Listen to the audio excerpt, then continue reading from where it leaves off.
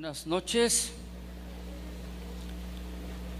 Voy a continuar con la enseñanza número 4 de un mensaje que yo di inicio unos jueves atrás, que yo le titulé en su momento Permaneciendo en la sana doctrina.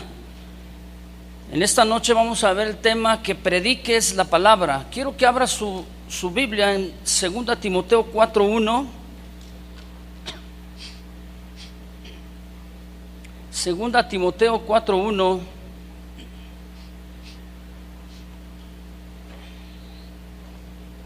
Es el pasaje que hemos estado estudiando, leyendo. Dice así, de esta manera. ¿Ya lo encontró? Bien. Si hay alguien por ahí que todavía no lo encuentra, ayúdele, usted que está cerca. Gracias. Dice así: te encarezco delante de Dios y del Señor Jesucristo, que juzgará a los vivos y a los muertos en su manifestación y en su reino, que prediques la palabra, que instes a tiempo y afuera de tiempo, redarguye, reprende, exhorta con toda paciencia y doctrina, porque vendrá tiempo cuando no sufrirán la sana doctrina, sino que teniendo comezón de oír, se amontonarán maestros conforme a sus concupiscencias, y apartarán de la verdad del oído y se volverán a las fábulas. Pero tú sé sobrio en todo, soporta las aflicciones, haz la obra de evangelista y cumple tu ministerio. Bien, todo creyente necesita del buen alimento espiritual, ¿verdad que sí?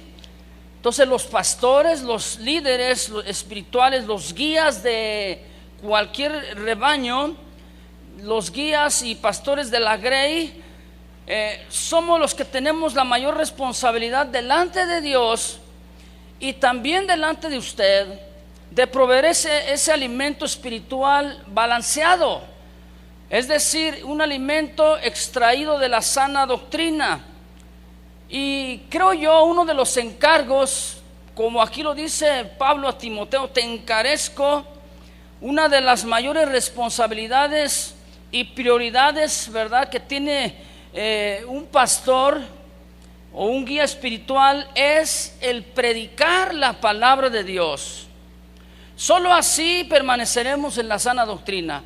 En el momento en que usted y yo escuchamos entonces un mensaje, una palabra, una instrucción, una exhortación de la palabra del Señor, que fue expuesta por un líder, por un pastor o un guía, entonces esa palabra nos va a ayudar a nosotros en nuestra vida cristiana, nos va a poder guiar, nos va a poder mantenernos dentro de lo que es la sana doctrina. De ahí es la importancia entonces de estudiar lo que dice la Escritura. Ahora, uno de los puntos de mayor relevancia para permanecer justamente en la sana doctrina es predicar la palabra. ¿Por qué no dice usted al que está a su lado, junto a usted, voltee, sonríale? ¿Ya le sonrió? Y dígale, este es nuestro mayor reto, nuestra mayor responsabilidad, predicar la palabra. ¿Verdad que sí? Ahora mire, la predicación de la palabra de Dios entonces nos va a mantener siempre, como yo le decía, al margen de la sana doctrina. Y el mantenerse en la línea de las Escrituras, o sea, en lo que la Biblia nos está diciendo, nos está dictando, nos va a mantener entonces también, de otro lado, alejados de lo que es el engaño doctrinal, el engaño emocional, el engaño espiritual, etcétera, etcétera. Pero si nosotros nos salimos de ese parámetro bíblico, de lo que ya Dios ha dicho en su palabra, entonces así de fácil, mi hermano, usted y yo podemos caer en una doctrina falsa, engañosa y vana. Por eso es que yo estoy mencionando y diciendo que es de suma importancia que prediquemos la palabra, no otra cosa, mi hermano, predicar la palabra. Mira, hay muchas congregaciones, iglesias, grupos supuestamente cristianos, ¿verdad?, donde ya ni siquiera se abre la Biblia, donde ya no se lee las Escrituras, donde ya no mencionan un versículo de la Biblia. hablan de tantas cosas, el mensaje muy emocional, un mensaje así como muy rápido, o gritando el predicador, o un mensaje que a usted ahora sí, como decimos nosotros, nos apantalla lo que oímos. Pero si usted lo analiza, si usted ve y usted es observador, se va a dar cuenta que aquel mensaje no está extraído de las Escrituras. Son conjeturas, son pensamientos, son creencias simplemente, pero no es lo que dice la palabra. Y pensamos y decimos, pues como es pastor, él dice que es un líder, pensamos y creemos que viene en la Escritura. Pero no, San Pablo le dijo a Timoteo: te encarezco esto, que prediques la palabra. No un mensaje motivacional meramente, no un mensaje en el donde el pueblo de Dios o las ovejas tan solo les enseñan a declarar, decretar y establecer, ¿verdad? Haciendo que los oyentes solamente hablen, repitan, tratando de producir un efecto con una repetición de las palabras, pero no hay un cambio en el corazón. Debemos de tener mucho cuidado, ¿verdad? Por eso dice ahí San Pablo, que prediques la palabra. Esto es algo importante, ¿sí? No tan solamente es escuchar un mensaje triunfalista en donde solo se le dice a la gente y se le habla a las puras emociones, tratando de levantar su ego emocionalmente, ¿verdad? Tratándole de motivarlos y diciéndoles que ustedes son los hijos del rey y que como tal usted nunca debe de sufrir, nunca debe de padecer, usted no debe de tener enfermedad, no debe de tener necesidad material. Y como usted es hijo del rey, usted merece un auto último modelo. ¿Qué dicen muchos de estos? No, si yo le estuviera diciendo de otra manera esto que estoy mencionando, algunos estarían gritando: ay, sí, yo soy hijo del rey, yo sí, que lo piso, ¿verdad? Imagínese usted en una congregación, en un grupo, un sermón en el cual el pastor o el líder solamente se le esté pasando contando chiste tras chiste, en lugar de estar predicando la palabra de Dios, tomando el tiempo que le corresponde a la predicación de la palabra públicamente. Eso es lo que quiere decir, tomando el tiempo que se debe de tomar para la enseñanza de la Escritura, y estar contando un chiste tras otro, y si la gente está desahogada, la gente se desestresa, pero ¿en dónde quedó la enseñanza de la palabra del Señor? Yo no estoy diciendo que se deba de enseñar o de estar predicando muy ceremonioso, ¿verdad? En demasía, ¿verdad? O que no se deba de mencionar algún punto que amerite que los oyentes, o en este caso las ovejas, pues se rían. Y lo que yo estoy aquí hablando es que se tratan de mensajes, o se tratan de las pláticas, la charla con la gente, la enseñanza de asuntos superfluos, muy superficiales, sin relevancia espiritual. Por eso es que Pablo le dice a este joven, porque el joven, a veces los jóvenes tienden a cargarse al extremo, tienden a cargarse hacia una cierta doctrina o enseñanza. Por eso le dice: nunca se te olvide, pastor joven, predica, ¿qué? La palabra. Esto es importantísimo. Nunca jamás debemos sustituir la enseñanza de la palabra del Señor por cuestiones naturales o terrenas, como por ejemplo un partido de fútbol. Ay, es que va a jugar las Chivas contra la América el sábado, pastor. Me preguntaron: ¿va a ir a la iglesia? ¿Qué? Pues claro, ¿qué crees? Imagínate que yo voy con el pastor y le digo: pastor, dame chance, van a jugar las birrias. para que perdiera la América, para que le dieran su baile. ¿Me está entendiendo? No, mi querido hermano, un pastor se dedica a ¿qué? A dar el alimento, a predicar la palabra de Dios. No podemos ocupar el tiempo que le pertenece a la Escritura por celebrar el cumpleaños de un líder. ¿Sí me oyó? Pues como tocó que resulta que el domingo es cumpleaños del pastor, pues en lugar de la predicación le vamos a celebrar su cumpleaños. ¿Edad? No.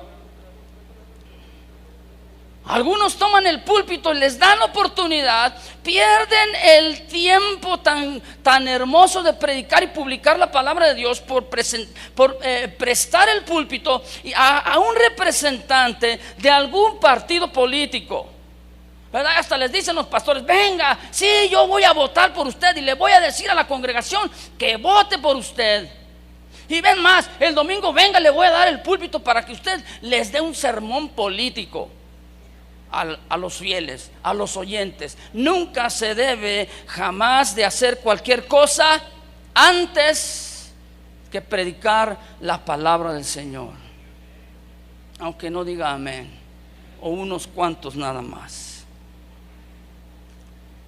Nunca jamás será la prioridad llevar a cabo cualquier actividad que enseñar las Escrituras. Nunca.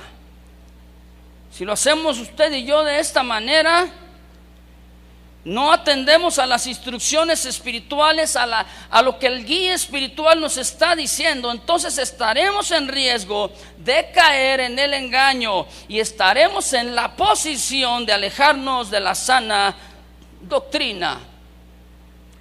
Si en la sana doctrina hay que permanecer, pues predicando la palabra debe ser. ¿Cuántos dicen sí? Miren, el momento que se deja de mirar las Escrituras, que se deja de mirar y de poner la atención a lo que es la palabra de Dios, entonces nuestros ojos se van a desviar, como dice la Escritura, a las sutilezas, tradiciones humanas, filosofías huecas, es decir, falsas doctrinas, no una sana doctrina.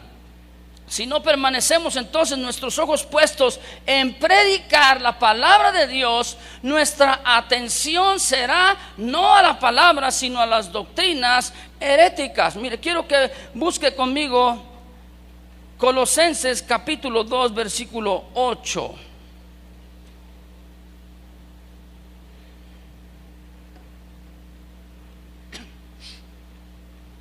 Por eso San Pablo le dijo a Timoteo: te encarezco que prediques la palabra. Colosenses 2:8.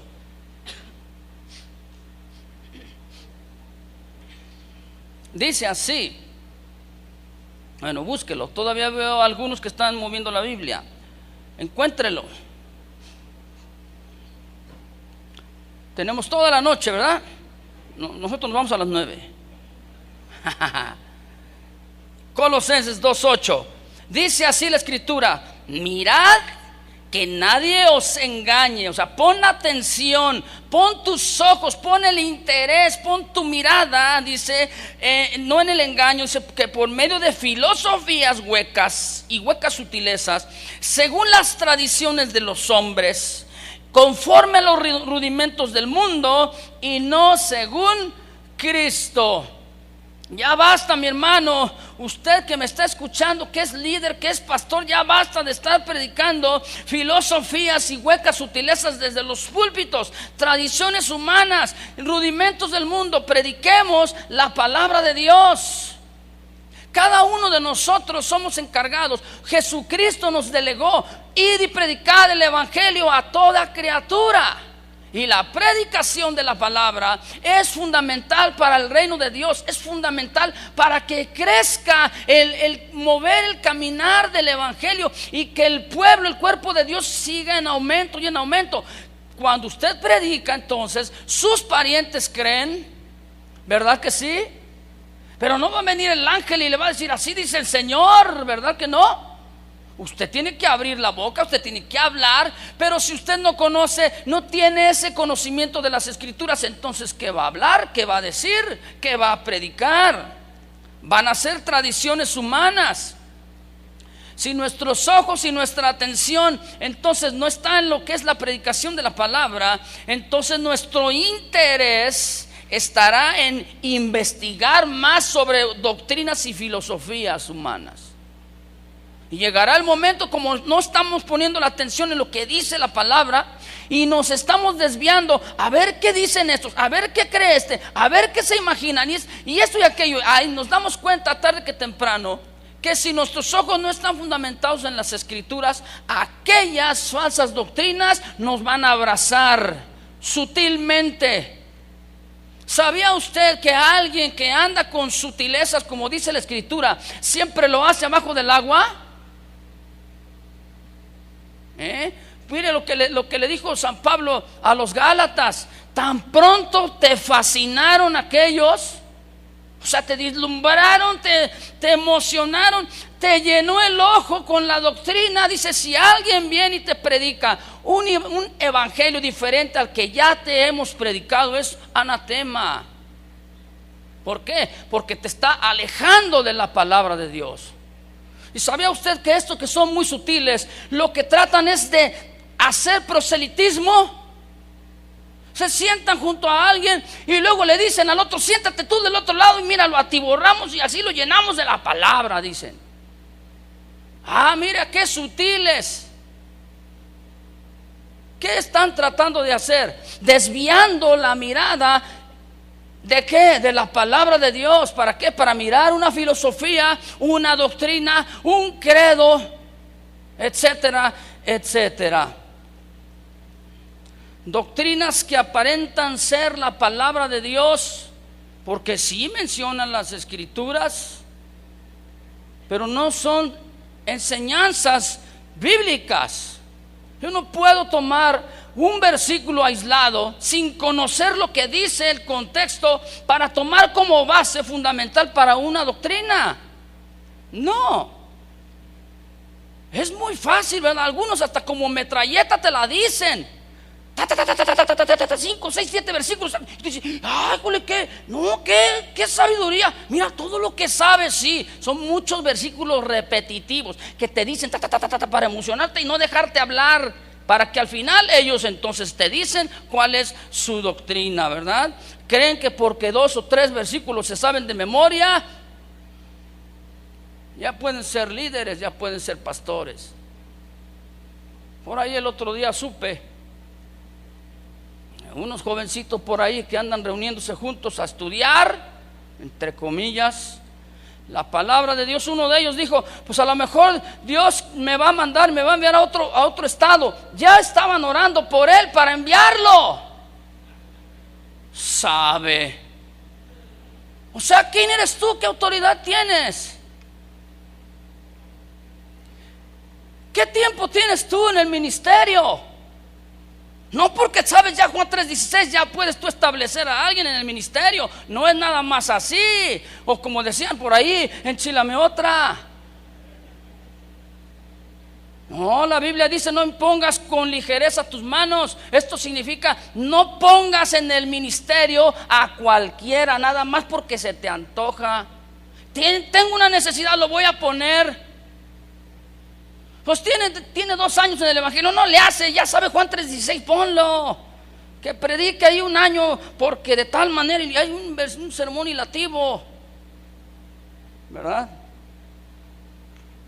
Esto del sermón ilativo, los que están estudiando homilética saben de qué hablo,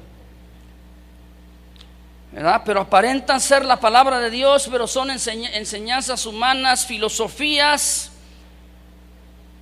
Y la filosofía, la palabra filosofía es una composición griega de 2 palabras, filia o filía, que significa afecto, amistad o amor, y sophos, que quiere decir sabiduría. Por lo tanto, la filosofía la podemos definir como el amor por o a la sabiduría, al conocimiento. ¿Sabía usted que hoy en día muchos son solamente filósofos? Tienen mucho conocimiento, Tienen mucha teología, pero no tienen práctica, no tienen vivencia de la palabra.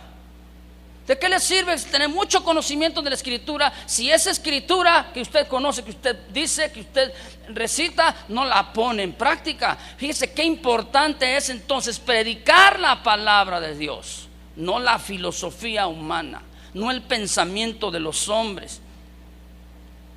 Quieren decir entonces que muchos desviarán su mirada entonces hasta hacia esta filosofía. Por eso dice, filosofías y huecas sutilezas, ¿verdad? Dejarán ese amor y esa atención de la predicación de la palabra y se dirigirán al mero conocimiento humano y natural. Conocimiento sin vida,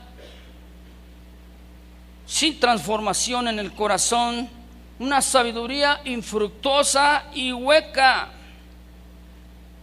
Dijéramos entonces simplemente conocimiento. Y el conocimiento muchas veces solo lo que hace es marear la mente de la gente. No supo ni por dónde le llegó. Sí, y al ratito, ya soy testigo de Jehová. Ya soy esto. Porque pues es que él me dijo. Espérame, ¿dónde queda tu convicción? ¿Dónde queda tu conocimiento de la palabra de Dios? ¿Sí?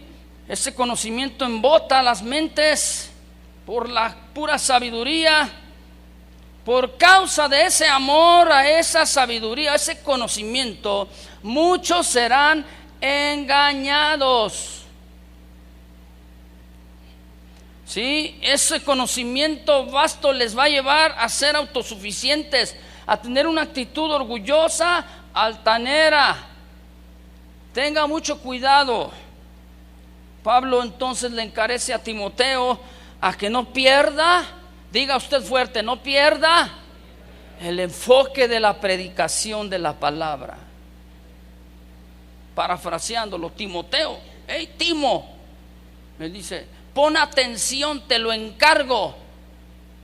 No prediques otra cosa que no sea la palabra del Señor, porque si tú haces esto, tú estás predicando otra cosa, entonces estarás predicando huecas sutilezas de los hombres.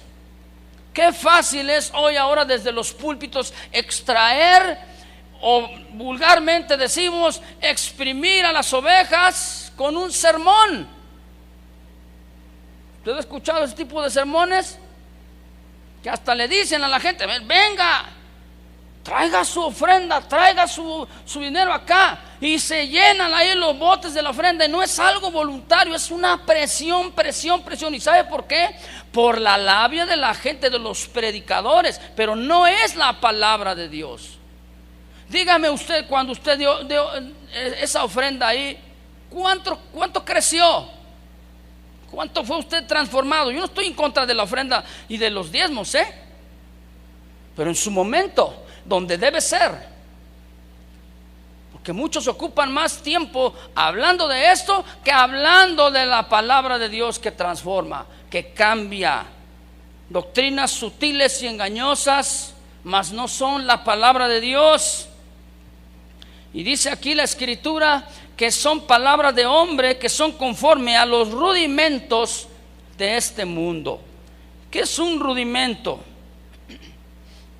Un rudimento es un elemento primitivo o un principio básico basado en conocimientos sencillos, con poco o con nada de fundamentos.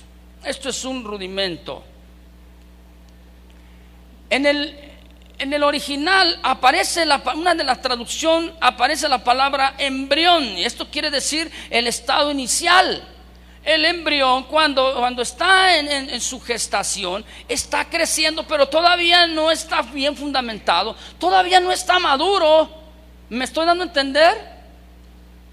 Todavía no está maduro. Si un embrión que usted está gestándose ahí en el vientre de usted como mujer, como una dama, y tiene 3 meses, ¿ya es tiempo de nacer?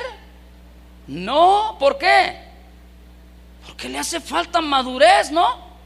Le hace falta que le crezcan los deditos y que por dentro de su organismo ¿cómo se dice? El aparato digestivo, respiratorio, todavía no, pero que todo se va formando poco a poco, ¿verdad?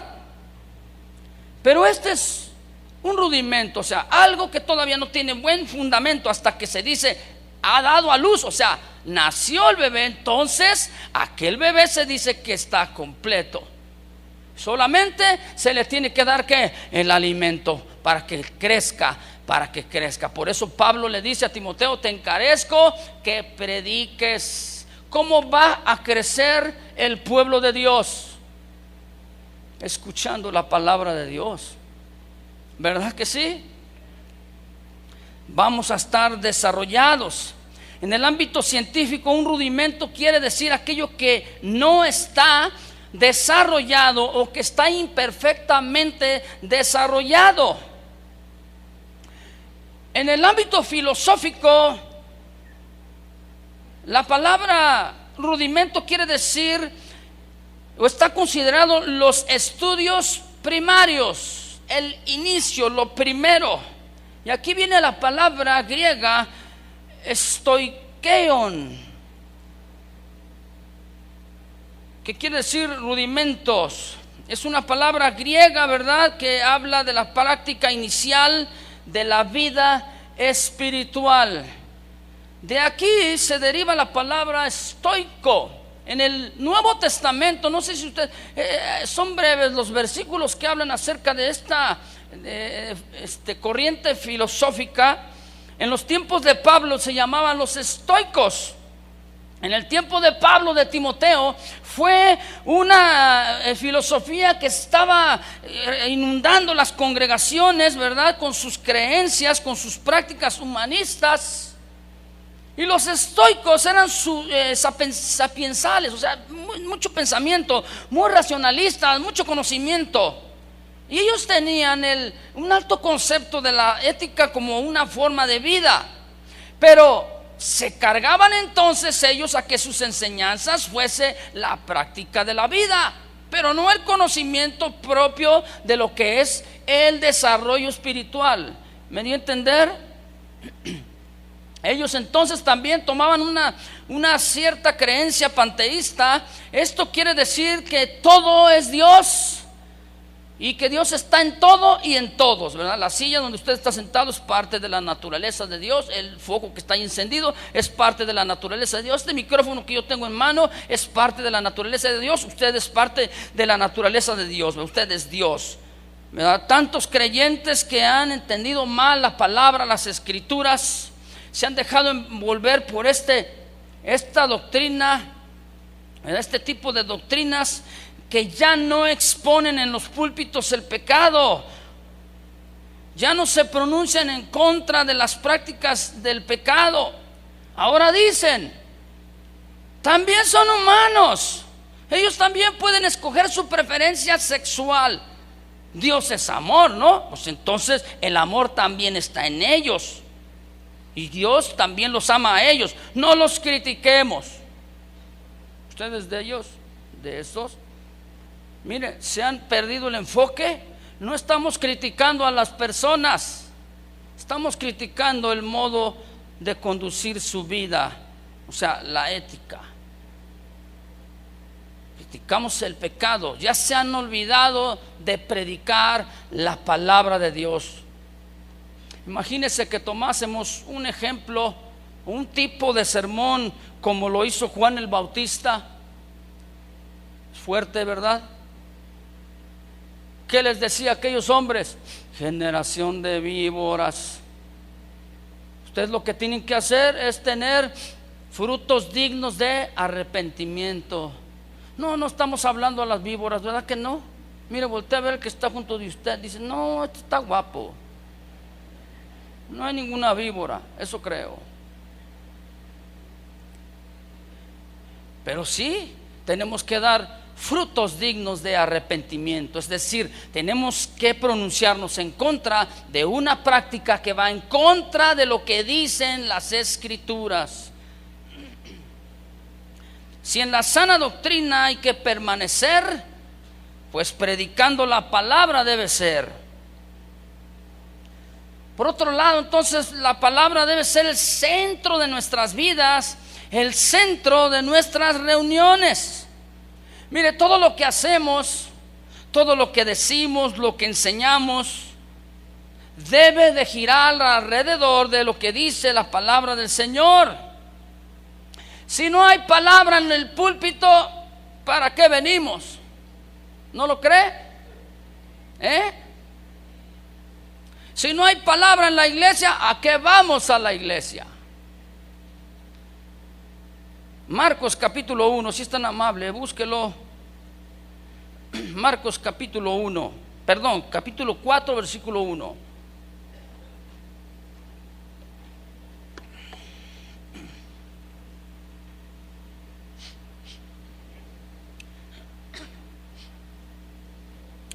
Aquí estamos viendo el inicio del ministerio de la vida de Jesús, la encomienda que Dios le encareció a él, que fue la redención del hombre.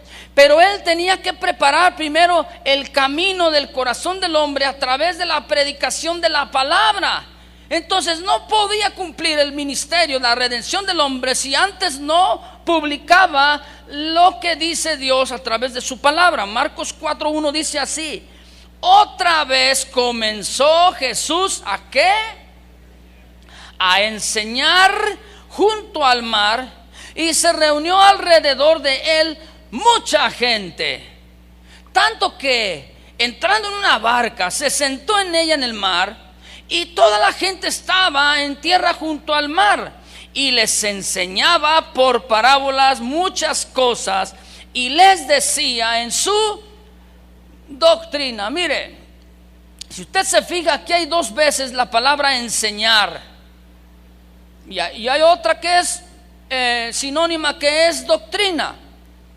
Estamos hablando de la doctrina, de la enseñanza de Jesucristo. ¿Qué fue lo que Jesucristo enseñaba? Lo que Dios le dijo, o sea, la palabra de Dios. Entonces, uno de los fundamentos en el Nuevo Testamento de la iglesia primitiva, su crecimiento, su fortaleza y el afianzarse en los caminos de Dios, es que dice la Escritura en el capítulo 4 del libro de los Hechos, dice: y perseveraban todos unánimes juntos en la doctrina ¿de quién? De los apóstoles. Es decir, los apóstoles, los discípulos de Jesús, fueron enseñados ¿por quién? ¿Por quién? Obviamente por Jesús. O sea, traían la doctrina de Jesús, traían la enseñanza de Jesús. Entonces fíjese cómo dice aquí: Jesús otra vez comenzó a enseñar. Jesús entonces nos puso el ejemplo. Él enseñó la palabra, ¿sí? Lo que de Dios venía directamente, no los pensamientos humanos o filosóficos de hombres. Dice, enseñó su doctrina.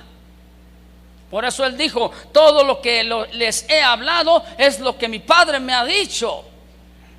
Su propia enseñanza. Esto es una manera prolongada de instruir y de capacitar a través de la palabra de Dios. Ahora, fíjese bien, él se sentó en la barca, se fue adentro del mar y comenzó a publicar la palabra del Señor. Mire qué inteligencia de Jesucristo. Jesucristo no tenía un micrófono como el que ahora yo tengo, no tenía unas bocinas como las que ahorita usted tiene el privilegio de escuchar, pero él con las ondas que estaba emitiendo, que emite el mar, cuando usted está en la orilla del mar, ¿qué es lo que usted escucha? Cuando cae y cuando revienta, ¿qué? Las olas. Bueno, usted se ha fijado cuando usted está 20, 30 metros adentro del mar, que usted no escucha cuando las olas revientan. ¿Se había puesto a pensar eso? ¿Sabe por qué? Mire, justamente Jesucristo, tan inteligente, él se puso en la barca y enseñó. Haga de cuenta, estaba aquí en la barca en el mar, y usted está en la tierra ahí, y cuando Jesucristo estaba publicando la palabra de Dios, las ondas que vienen de mar adentro enviaban la palabra directamente La acústica entonces era empleada por el Creador Jesucristo y llegaba hasta el oyente más lejano que estaba ahí frente a él. Era una sabiduría impresionante de parte de Jesús. Pero ahora, esto nos llama la atención, pero más debe de llamarnos la atención. ¿Sabe qué? Que Él predicaba y Él enseñaba la palabra de Dios. Debe de impactarnos esto, debe de conmovernos. Dice la Biblia que se reunió alrededor de Él. ¿Qué dice ahí? Mucha gente. Ve, repítalo fuerte conmigo. Mucha gente. Bien, la gente debe reunirse siempre, fíjese bien, no alrededor del famoso predicador, no alrededor de la doctrina de moda, no alrededor de una iglesia que Dios está usando, sino alrededor de ¿quién? De Jesucristo. Y es obvio, ¿sabe por qué estaban alrededor de Jesucristo? Porque Jesucristo hablaba la palabra de Dios. Quiere decir entonces que la palabra es la que atrae a Dios. La palabra es la que atrae a Jesucristo. No debe de atraer a la persona, no debe de atraer a una iglesia, a un grupo, a una doctrina, no. Muchos lamentablemente están tergiversando la enseñanza de la palabra. Hablan más de su doctrina, o sea, de su enseñanza propia, que de la palabra de Dios. Hablan más del credo que ellos profesan, que es lo que Dios dice. A la gente le gusta la predicación de la sana doctrina, ¿sí o no? Las ovejas crecen y son afirmadas cuando escuchan la sana doctrina. El centro de la predicación entonces de Jesucristo, de su enseñanza, fue la palabra de Dios. Toda su enseñanza estaba girando alrededor de lo que Dios ha dicho, nada más. En el versículo 3 dice, les enseñaba y les dijo: oíd, he aquí el sembrador salió a sembrar. Bueno, en el versículo 2 estamos hablando, vemos aquí en el 1 y en el 2, vemos cómo están siendo instruidos los discípulos, los apóstoles, los seguidores de Jesús. Están siendo capacitados con la palabra. ¿Para qué? Para que estos a su vez, dice el versículo 3, como el sembrador, salgan. Usted no puede salir si no ha entrado. Mire qué revelación.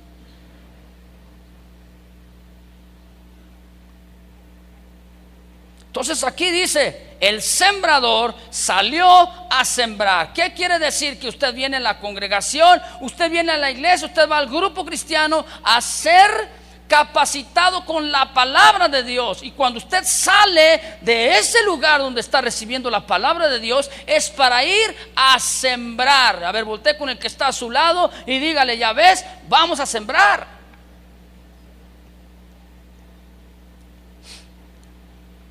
Bien, ya le dijo.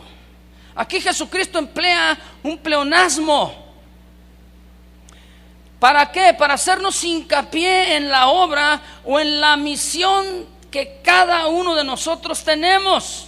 Este pleonasmo es una figura retórica que consiste en añadir a una frase un poquito más de palabras de las necesarias, como cuando usted le dice a su hijo: mijo, súbete para arriba,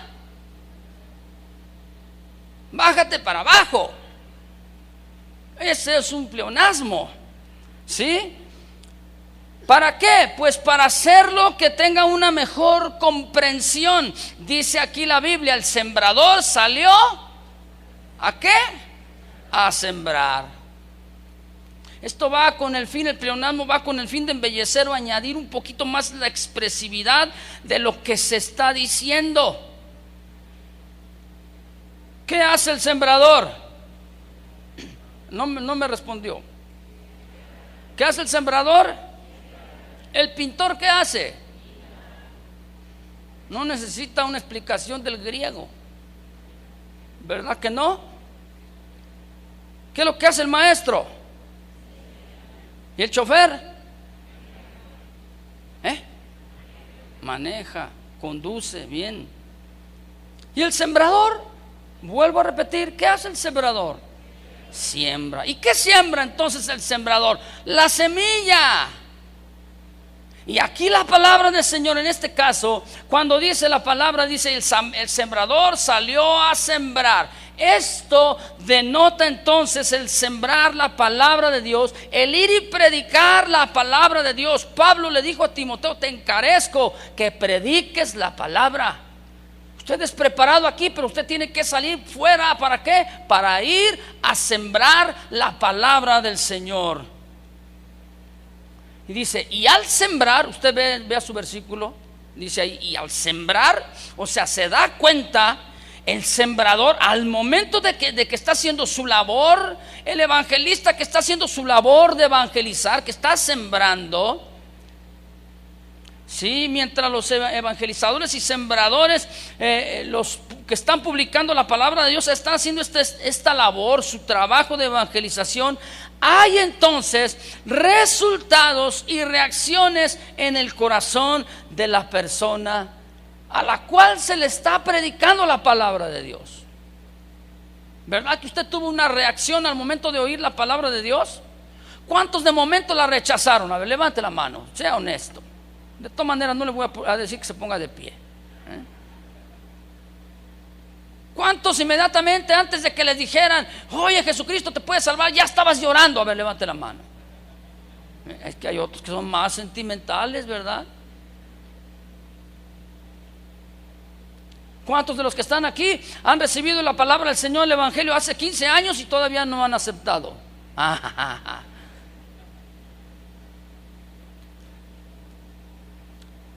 Entonces dice aquí, el sembrador salió a sembrar. ¿Qué significa sembrar? Significa depositar la palabra en el corazón de los hombres. Y mucha gente es sembradora, pero no es sembradora de Dios. Son sembradores de sus propias concupiscencias, de sus propios pensamientos, de sus propias ideologías. No siembran la palabra. ¿Cuántos sabemos que cuando se cultiva algo se piensa el alcanzar y tener buenos resultados? ¿Verdad que sí? Y se piensa que para lograr la buena siembra se tienen que hacer algunos puntos, algunos detalles que garanticen la buena cosecha. Nuestro trabajo, ¿qué es? No se te olvide, ir y predicar la palabra de Dios. El trabajo de la salvación es cuestión de Dios. El trabajo de la redención es cuestión de Jesús. Y el trabajo de la santificación es cuestión del Espíritu Santo, no suya. Usted y yo prediquemos la palabra. Es necesario entonces ir y predicar. ¿Cuántos ya han tenido esa experiencia bonita delante del Señor? Que si yo he predicado y he visto que han recibido la palabra, ha habido cambios, ha habido condiciones favorables, ¿verdad que sí? Todo sembrador sabe lo que va a sembrar, ¿no? No va ahí en el surco ahí con el ¿cómo se llama? Esto que se ponen aquí, el morralito, ¿verdad? Que le llaman. No lleva ahí él la semilla y saca un puño de semillas y dice, ¿quién sabe de qué serán estas semillas? No sé si será arroz, no sé si será lentejas, garbanzos, yo no sé si son frijoles, yo no sé. Ahí va, lo voy a aventar a ver qué sale. ¿Verdad que no? El que va sembrando sabe lo que está sembrando. ¿Qué quiere decir entonces esto? El sembrador salió a sembrar. ¿Qué sembró? La palabra de Dios. No se te olvide. No es otra cosa sino la palabra de Dios. ¿Qué es lo que estamos sembrando? Por último, Isaías, si quiere leerlo conmigo, Isaías 55, versículo 8 al 11.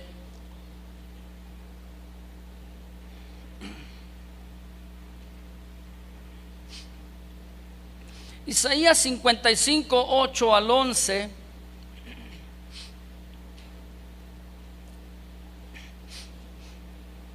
Fíjese lo que dice la hermosa palabra del Señor.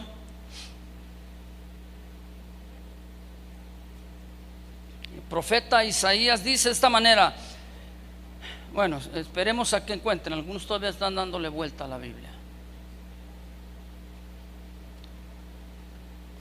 Bien, vamos a leerlo. Dice, versículo 8. Porque mis pensamientos, aquí está hablando Dios a través del profeta, no son vuestros pensamientos, ni vuestros caminos, mis caminos, dijo Jehová, o dijo Dios el Todopoderoso. Como son más altos los cielos que la tierra, así son mis caminos más altos que vuestros caminos, y mis pensamientos más altos que vuestros pensamientos.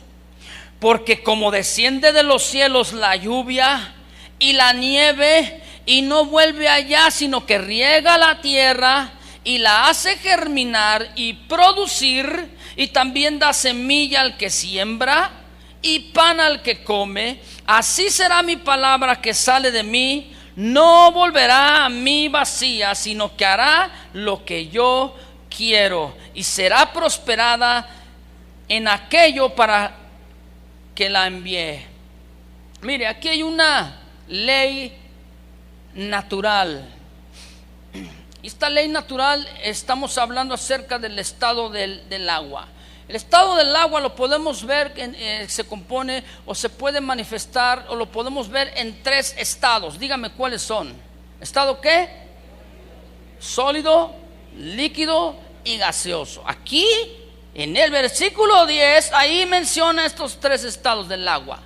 Mire qué sabiduría, que hace cuántos años atrás el profeta lo mencionó, el profeta lo dice, lo dijo por guía de Dios. Vea usted la sabiduría que Dios tiene. Y añales más adelante fue cuando la ciencia descubre que el agua está compuesta de esta manera. Ahora fíjese bien, note usted cómo Dios está usando un ejemplo natural. Esto es como una parábola. Una parábola es un mensaje natural, una enseñanza natural con un mensaje espiritual. Ahora aquí está tomando entonces de la naturaleza, que es el agua, la lluvia, la nieve y el vapor. Y Dios está usando este símbolo, este ejemplo, para hacernos a nosotros entender cómo es la palabra de Dios. Cuando usted publica la palabra, cuando usted predica la palabra, es la palabra que Dios ya ha dicho, ¿sí o no? Entonces, usted va y siembra la palabra, y dice la Biblia, no regresa, dígalo conmigo, no regresa a él vacía, sino que va a hacer y va a cumplir la función por lo cual fue enviada. Por eso es que le encargó San Pablo a Timoteo: te encargo que prediques la palabra. Así como la lluvia viene, riega, se convierte en hielo, pero también es evaporada, no riega la tierra, dice, hace germinar, produce, da semilla nuevamente para aquel que siembra, y pan para aquel que está comiendo, y otra vez regresa el agua de donde vino. Mire qué bonito, así es la palabra de Dios. Cuando usted predica la palabra, hay buenos resultados. Cuando usted y yo predicamos la palabra de Dios, vamos a ver gente transformada, así como usted fue transformado un día. ¿Le da gracias a Dios? Si en la sana doctrina hay que permanecer, pues predicando la palabra debe ser. Cierre sus ojos, si es tan amable. Oremos unos momentos.